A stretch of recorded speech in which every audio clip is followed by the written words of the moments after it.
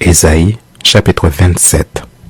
En ce jour, l'Éternel frappera de sa dure, grande et forte épée le Léviathan, serpent fuyard, le Léviathan serpent tortueux, et il tuera le monstre qui est dans la mer. En ce jour-là, chantez un cantique sur la vigne. Moi, l'Éternel, j'en suis le gardien. Je l'arrose à chaque instant, de peur qu'on ne l'attaque nuit et jour, je la garde. Il n'y a point en moi de colère, mais si je trouve à combattre des ronces et des épines, je marcherai contre elles, je les consumerai tout ensemble. À moins qu'on ne me prenne pour refuge, qu'on ne fasse la paix avec moi, qu'on ne fasse la paix avec moi.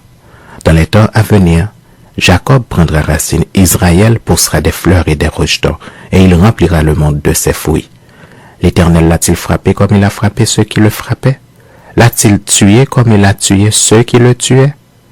C'est avec mesure que tu l'as châtié pour l'exil, en l'emportant par le souffle impétueux du vent d'Orient. Ainsi le crime de Jacob a été expié. Et voici le fruit du pardon de son péché.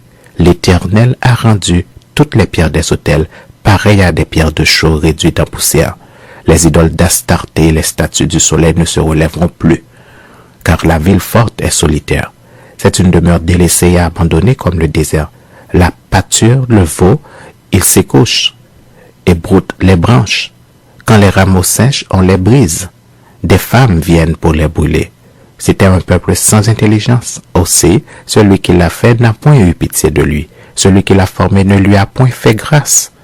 En ce temps-là, l'Éternel secourra des fruits, depuis le cours du fleuve jusqu'au torrent d'Égypte, et vous serez ramassés un à un, enfants d'Israël.